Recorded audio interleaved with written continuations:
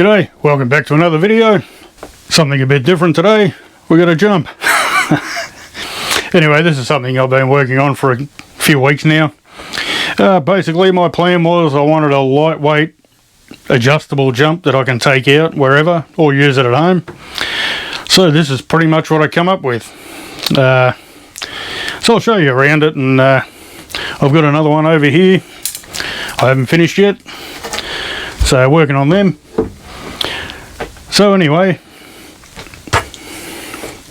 using this box aluminium tubing stuff, and you get the little plastic bits that go in the corners to join it together and all that. And as you can see here, just drill the holes in some PVC right there, and then pop rivet it around the edges. All good. So that's just PVC sheet, 3mm thick. I've got a bit of swarf and stuff around here from drilling. Haven't done a full cleanup yet. But these little bits on the side are adjustable, so you can adjust the leg. The leg needs to be a little bit longer to use this hole here. It basically fully extended on that one. It'll sit on the bottom there, which is not real good. Long story short, I ran out of the aluminium bits, so it is what it is. But I can make the legs a bit longer at any stage. So that's it, all pretty simple. These big aluminium parts, they basically came as a disc, 6mm thick. There's a metal yard in Williamstown, I think. Anyway, they're on eBay. So I bought these discs, cut them up the guts with the angle grinder, and then drilled all my holes. So I did one, it's on here I think. Basically got all the dimensions on that one I wanted and used that for a template, and then just went over all the rest. So we'll have a quick look at the way I made the adjustable parts. So I had those alloy discs that I just basically cut in half, and then using the old belt sander there, which is actually a new one, I went around the edges and smoothed them all up. Otherwise it was, it's pretty rough and you might cut yourself. Can't have that. So then fired up the bench drill, and I marked out where I wanted my holes and drilled all the pilot holes, basically using the first one for a template, and just went through the whole lot of them. So I've got the big holes there, 8mm, and they're only 5mm for the, they're just pilot holes. I go through them later with 8 and 10mm drills. Now that's it. Got the 10mm holes in as well for the pins, and the 8mm holes for the hinges. So that's it, they're all done, cleaned up all around the edges, and we're ready to bolt them onto the main frames of the jumps. So yeah, having a close look at the jump. There we go. Now this bit at the bottom is a bit flexible. Idea being, when you got it at different pitches, like when you adjust the leg up or down, this bit can, flex a little bit. It's not just sitting on that. So it should be fine for 110 scale will be fine. 8 scale probably okay. Maybe the occasional 5th scale. But it's 600 wide, 600mm wide, and 600 up that way. These sheets come in 600 by 1200, so that's why I've got 2 jumps out of it. So I can basically put these, front to front, and yeah, or a landing and a takeoff and a landing jump or whatever. So that should be all good. Basically, I just wanted to, you go somewhere with a flat surface and you want to throw down a couple of jumps. Just wanted something convenient. So we can take these pins out. I'll give you a quick look. It's easier up the other way. So you just take those little springs off there, pull the pins out. Now these will loosen up with time. Didn't drill the holes too big, so they're pretty snug, but they'll get looser in time, I guess. Also too, I've left these tight enough here. Hope you can see. Left these quite tight, so you can bring it back. When you want to go home, you just fold them down and they'll stay there. I was thinking about putting a hole through here, and you can put the pin in. I don't think I'm going to need it. So anyway, we'll go to the highest level.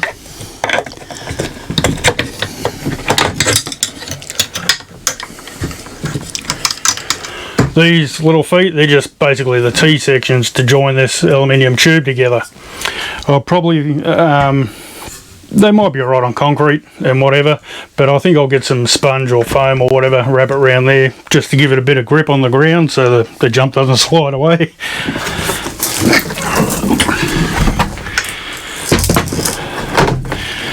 So that's him at its highest level. As you can see, when the car hits, you'll probably get a little bit of flex there, but I think it'll be alright. We'll try this old Hunter here. Anyway, it'd come up, yeah, something like that. Sick! Anyway, so that's pretty much it.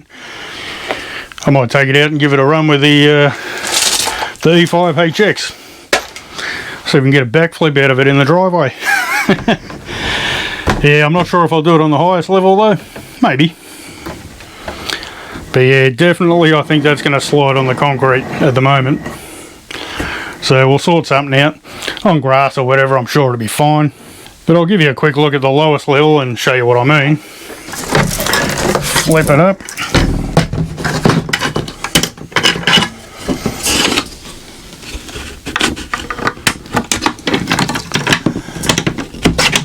There we go.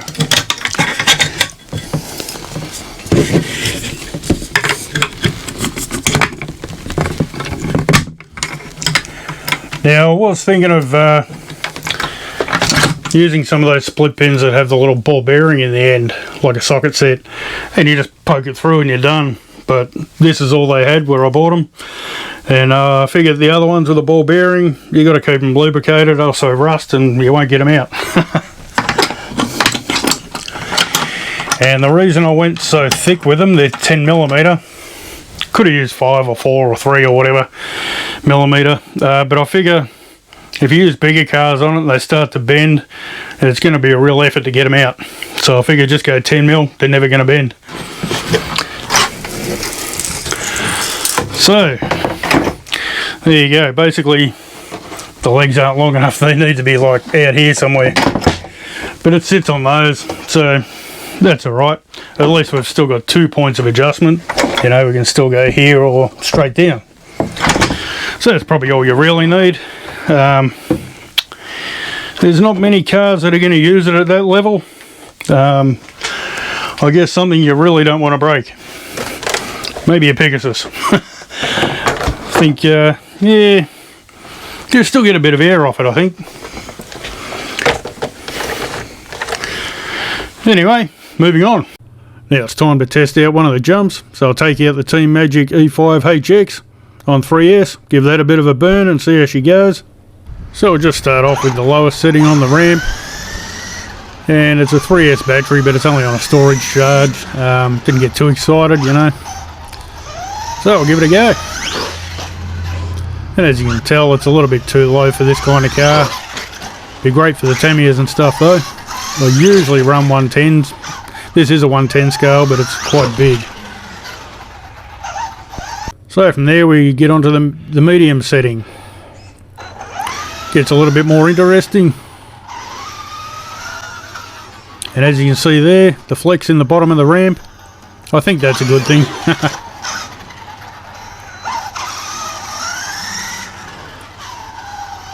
Been raining out, so it's a little bit slippery and stuff. Ended up on its roof quite a few times. Too much throttle or not enough. Throw a wheelie in there, why not? Bit of an endo, beautiful.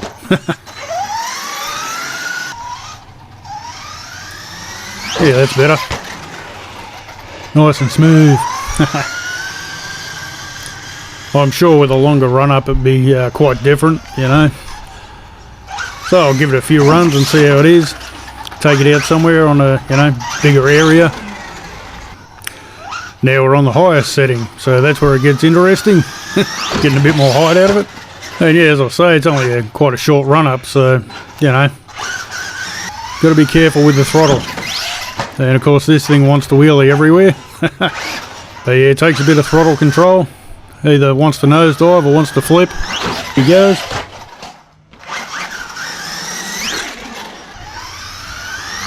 Oh yeah, there we go. a nice wheelie into a forward flip. Yeah, that was just sheer luck. I did notice I don't have a long enough run up here to be able to do a backflip. If it was on 4S or something, yeah, maybe it would do it, but 3S, just not enough power. Well, I'm pretty happy with the jump. Hasn't broken yet. Figured I'd try a heavy car on it first. And it doesn't really slide too much even on wet concrete, which is a good thing. But I think I might still put rubbers on the feet or something. Well, that's it. That was fun. We know it works. And the E5HX we know works after the diff replacement, so that's running. Yeah, I probably should clean the water off it. As you might have noticed, it does slip a little bit when you hit it. It's quite a heavy car though. I reckon, I don't know for sure, I reckon it's around 4 kilos. But for a 110 scale, it's very heavy. So all these kind of things will be fine on it. The Mad Van probably weighs less than half of the E5. Things like that would be good. Didn't really get a backflip out of it because probably need a lot longer run up. Anyway, it was good. So I'm happy with it. That'll work. And yeah, I'll get my other one finished. And then I'll have 2. So they should be all pretty handy. Fold them up, take them in the car. Magnificent. Alrighty, well that's about it for this video. If you liked it, if it gave you some ideas, give it a thumb up. If you're new here, subscribe, that'd be awesome. And catch you later.